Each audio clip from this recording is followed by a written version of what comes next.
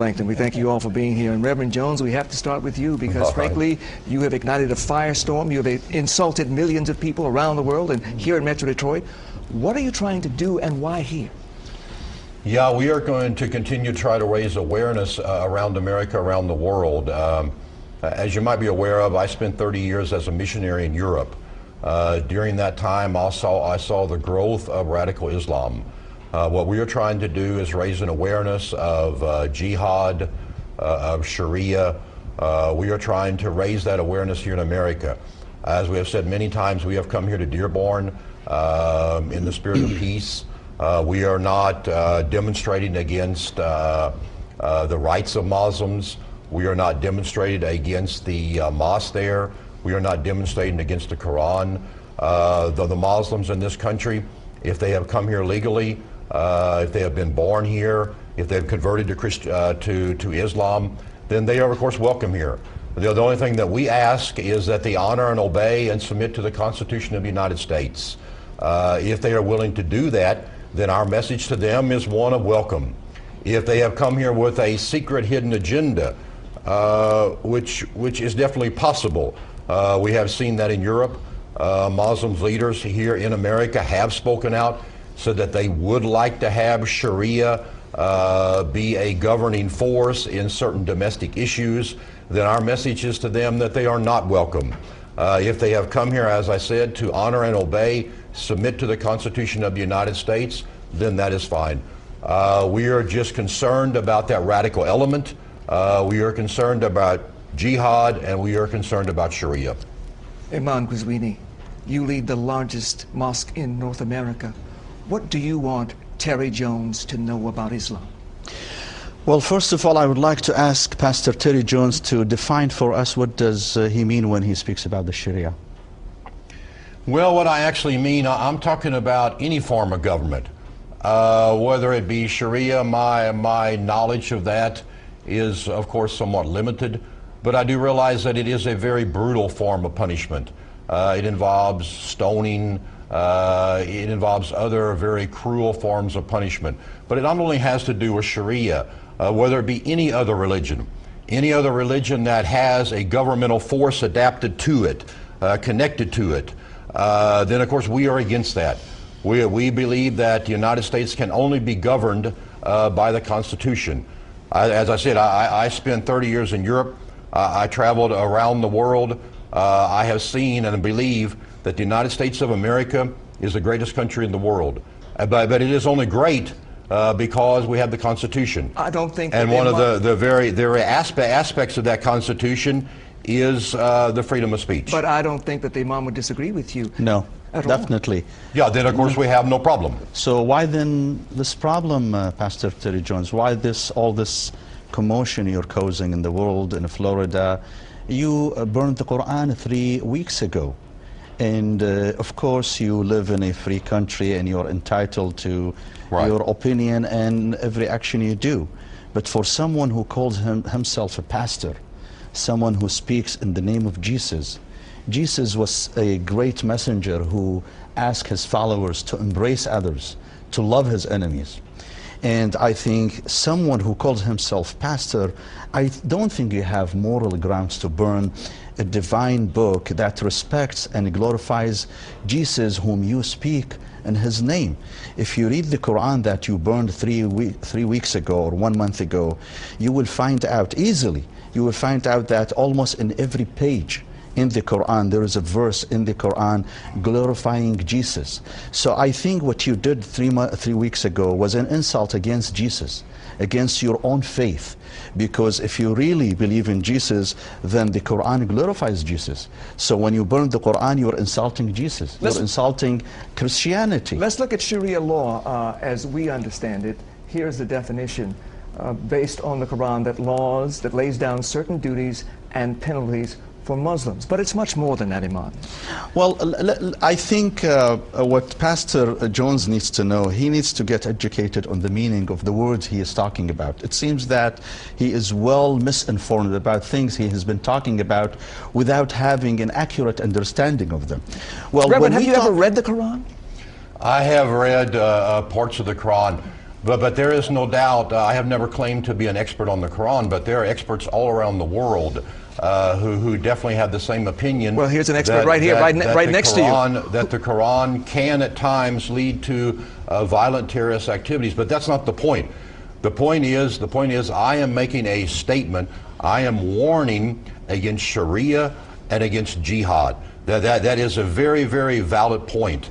And that is what we are wanting to do if there is no such thing. But in so doing, are you not labeling everyone who is Islamic? Absolutely not. I have made that very, very clear.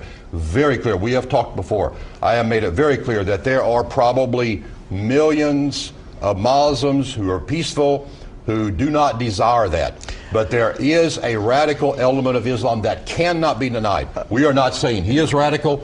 We are not saying that the Islamic Center here is radical. We are not saying the Muslims in Dearborn are radical, but there is no doubt about it. There is a radical. We burned a book on March the 20th. We burned a book 7,000 miles away. It is a book. I do not care how holy you think it is. It is still, it is not flesh and blood. It does not live. It does not breathe. We burned a book, and 7,000 miles away, people were killed. So something is definitely wrong. Well, then so all we are saying is we are demonstrating against that. Well, the question some people would have, do you feel you have blood on your hands? Because of what you did here in the USA, 12 innocent people were killed. Oh, absolutely not. Well, what we do believe, we believe that those people and those governments should be held accountable. We believe that our president, who has done a very poor job so far, we believe that our president should not only speak out against the radical element of Islam, we have got to call these countries to accountability in the UN, Pakistan, Afghanistan, Indonesia. They have to change their laws to adapt their laws to human rights, or they should be removed from the UN. Reverend Rowe, let me bring you in here, because there are zealots in every faith. Mm-hmm. He calls himself a Christian, so do you. You read the same Bible. Mm-hmm. Why the difference in attitudes? Well, I'm here because I'm not trying to defend violence anywhere on the part of the Christian Taliban or anybody else. I'm here to say that what happened with burning the Quran didn't just burn the Quran. It burned the Sermon on the Mount. It burned every statement that Jesus made about loving enemies, about if you think people are your enemies, whether it's Sharia law or whatever it is, the statement is very clear. You have heard it was said, you shall love your neighbor and hate your enemy, but I say to you, love your enemies and pray for those who persecute you. I don't happen to think that I have the same enemies you do, but if those are your enemies, the worst thing that happens here is that somebody might think that Christianity actually supports what you did. I'm here to say there's nothing in the gospel that I read that supports the burning of the Quran. And if you knew what was happening, and given what happened on September 11th, you had to know there was going to be violence as a result of the burning. I think that some of the blood is on your hands for every ounce that was spilled, because if you knew that your act was going to create violence, then the violence is your violence. You cannot just duck it and say somebody else did the killing when you knew that your act was going to create the killing.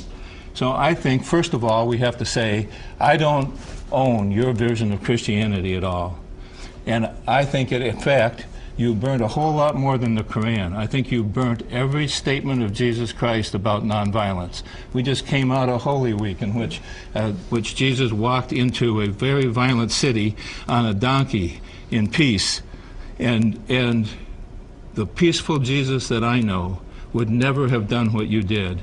And you knew, because of all the outpouring of September 11th, that it was going to create death.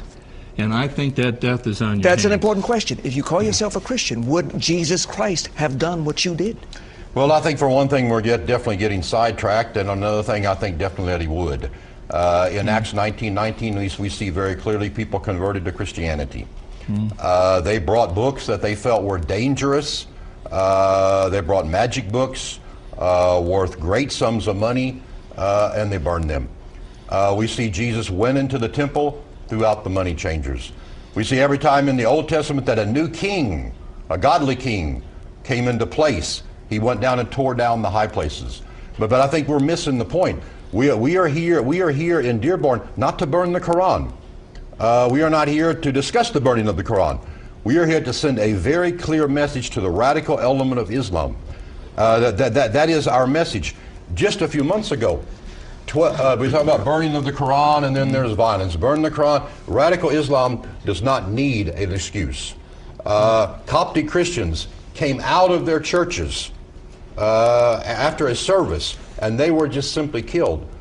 We have to remember the radical element of Islam has been killing people for hundreds and hundreds of years, every single day. Then maybe it is best to protest that. We're not talking about him. Then maybe it is best. We're not talking about him. We're talking about the radical element. But why choose a place of peace to stage that protest? We're going to talk more about that and about the legal issues involved when we come back as Let It Rip continues. And remember, you can join our discussion online, Let It Rip, myfoxdetroit.com, on the Facebook page. We'll be back with more.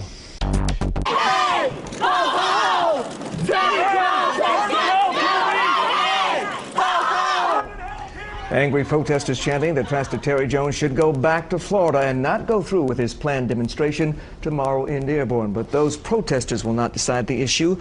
A judge and a 6-member jury will decide. But, Charlie, I've never heard of anybody being put on trial for something they haven't done yet. You know, Hugh, I really haven't either. This is kind of an unusual situation. The prosecutor and I think the judge is very concerned that the message that Reverend Jones will send will cause a riot. And so what the judge is doing is he's setting up this trial. And I guess the procedure, as now we found out, is that a jury of 6 people will decide. The only issue is whether the speech by Reverend Jones is likely to breach the peace. Whatever that means. Breach the peace means a disturbance, something like that. But it's not very well defined in the statute that came on our books in Michigan in 1857. So I've been doing this 25 years. I've never had a case like this. I've never seen a case like this. It's very unusual. But the bottom line here is that procedurally, if the jury comes back and says, yes, Reverend Jones is likely to cause a breach of the peace, then the judge will set the parameters of what he can speak. And probably it will be a money. $40,000, but it's also ability to pay. So if he doesn't have any money, it may not be that much. But if the jury comes back and says, nah, let Reverend Jones speak, he's not a breach of the peace, I would say Reverend Jones could probably speak anywhere he wants. And I think Reverend Jones is going to stage his protest no matter what that jury decides. Am I right? That is absolutely correct, yes. Okay. Let's go to you, Imam Quzwini. A wonderful demonstration today. People of all faiths, Jews, Muslims, Christians, joining hands together at the mosques today.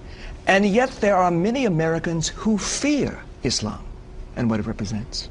I believe they fear Islam because of people like Pastor Terry Jones, who are working on their paranoia, who are making monster out of Islam. I would respectfully ask Pastor Terry Jones to go and read the Quran instead of burning the Quran. And he will be amazed and surprised on the commonalities that exist between Islam and Christianity. The problem is Pastor Jones has not read the Quran. He has no knowledge of the Quran. Therefore, he's trying to make a monster out of the Quran, and by that he is terrifying Americans from Islam, and by telling them that Islam is the danger. Now, no one is denying that there are radicals in Islam, as there are radicals in Christianity. I consider him one of the radicals in Christianity. We have people like Timothy McVeigh, who killed hundreds of innocent people in Oklahoma 10, 15 years ago in the name of Jesus. We have people who committed all kinds of heinous crimes in the name of church and in the name of Jesus, peace be upon him. Would I hold Christianity responsible for their acts? No, of course no. I'm not going to do that, because I understand in every faith there is a fringe group who may use religion for their own interest, and Islam is no exception. Why I would hold 1.5 billion Muslims responsible for the act of a small fringe group that has been distorting Islam? We all agree that there are people who have hijacked Islam and gave it a bad name, but that doesn't mean Islam should be held responsible for them. So I would invite Pastor Jones to learn about Quran, learn about Islam, and be able to distinguish between those fringe groups who in no way would represent the mainstream Islam and a divine faith that has so much to offer to this world and to humanity. The divine faith that speaks highly of Christianity and Judaism. We in our religion, we believe if someone does not believe in Jesus, does not believe in Moses, he cannot claim to be Muslim. So in order for you to be a true Muslim, you have to embrace Jesus and his message. You have to embrace Moses and his message. And it seems that Pastor Jones does not get that. Now, I want to go back to the Sharia law that he's been talking about. We asked him, how does he define the Sharia law? He said he thinks that Sharia law is the brutal punishment. Now, what brutal punishment he's talking about? Is he speaking about the stoning? Now, let me, for his reference, the stoning was mentioned in the Bible, not in the Quran. There is a reference to the stoning in the Bible, not in the Quran. Right. Now, if he's talking about what Taliban rule did in Afghanistan 15 years ago when they were stoning people, well, Taliban does not represent Islam. Everyone knows that the Taliban rule does not represent the spirit of Islam. I am someone who numerous times condemned what Taliban did against people in Afghanistan, and I said that these people are self-declared religious leaders who are not recognized by the mainstream Islam. So he cannot also hold Islam responsible for the act of Taliban in Afghanistan when they were stoning people. Here in America, we have 6 million Muslims. I challenge Pastor Jones, if he can bring me one Muslim in the United States who would say that we're not abided by the U.S. laws. All these Muslims are abided by the U.S. laws. So if let me ask him this question: if there is a reference to the stoning in the Bible, does that mean the Christian in the United States now are calling for implementing stoning in the United States? This is, I think, a wrong analogy. So I believe that his understanding of the Sharia law is definitely distorted. He does not have accurate understanding of what he is telling people, what he is talking about. He can demonstrate against radical Islam. That's his right. He can do that, and he is entitled to do that. But I also would like to ask him, as I always do, when I talk about extremism and radicalism in other faiths, I would condemn radicalism and extremism in my faith first. So he has to do the same thing. When he talks about radicals and that he needs to rally people against radical Islam, would he also do the same thing by rallying people against radical Christians? Would he tolerate those who would go and blow up abortion clinics here? What he would call them? Aren't these radicals? Why he would not speak against them?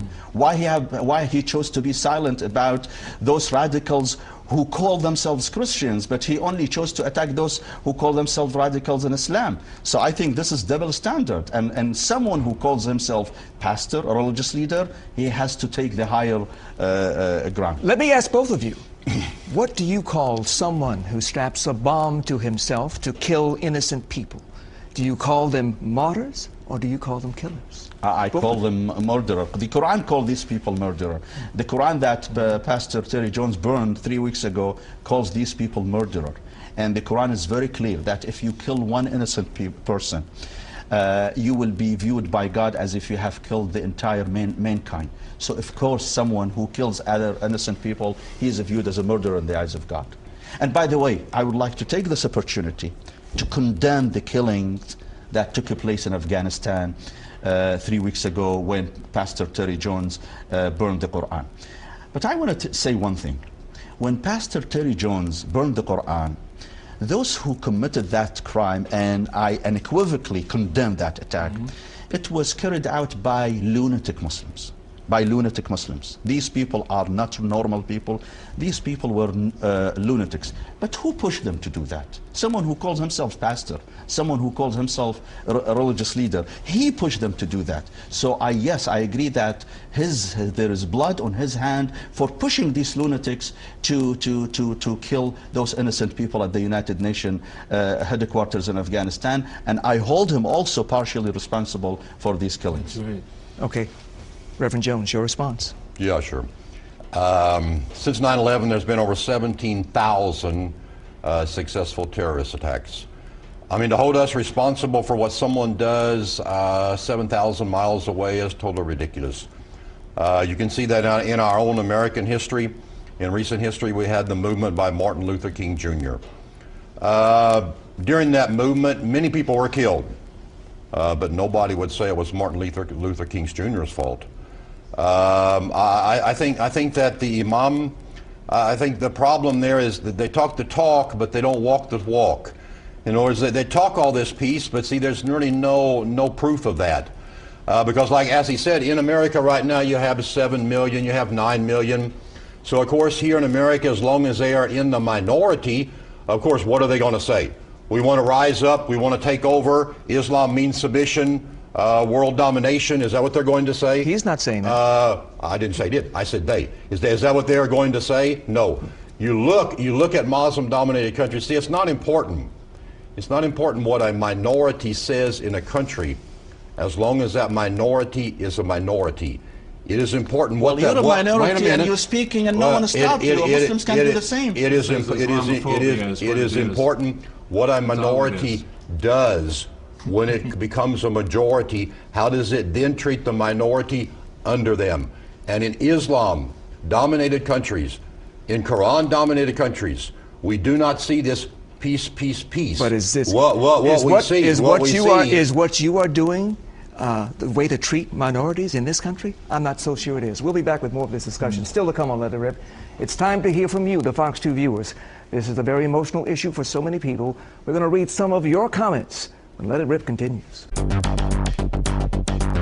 The Fox 2 viewers continue to sound off at myfoxdetroit.com. One viewer writes, "Don't like it, don't listen, but don't you dare try to take it away. Too many people died for this right." Another blogger says, "If he is truly a man of God, then he would be looking for peace, not trying to create riots.